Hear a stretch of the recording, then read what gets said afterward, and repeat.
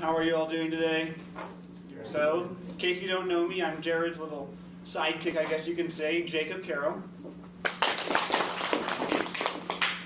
Alright, so we're flying on the plane to over here, and we're sitting in first class, which is amazing. I mean, free drinks, it was pretty great. And so, then Jared turns to me and says, hey, you know that introductory speech? It's like, yeah, okay. Yeah, you're giving that. It's like, ah, really? It's like, yep. And so he gave me like this paper that had all these like credentials, and it's like, who wants to read that? That's boring. And so I'm just going to go through and talk to you a bit about how I've known Jared for so long, and I've always believed him, and just like what it's been like to be his friend and what it's meant to me. So, I've known Jared since 5th grade, and he wasn't my best friend right away, but by the time high school hit along, we were definitely best friends, and it's always been a great experience.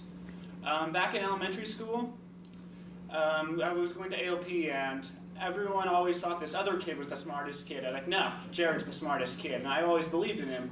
And then we got to junior high, and there was a new kid that everyone thought the smartest kid. Was like, no, Jared's the smartest kid. And by the time we got to high school, people started to realize that Jared was the smartest kid, and he was able to win like state competitions in both math and physics. And I just like to always think that I always believed in him, and so it's always great experiences we've had.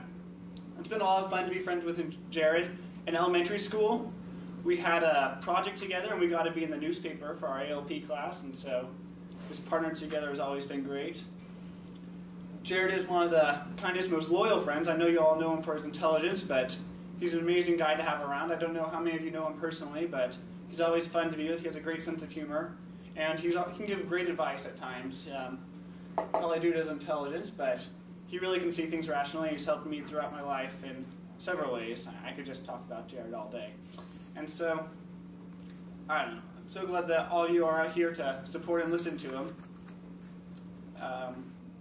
Quick, I want to talk about a few stories.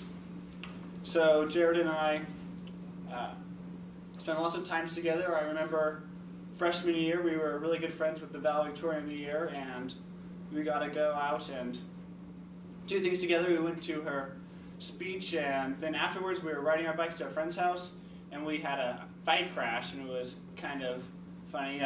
Got all scraped up and laid on the side of the road, and Jared's just there to support me, and it's always great to have him there, and know that even when I'm bent and broken, he's still there to support me.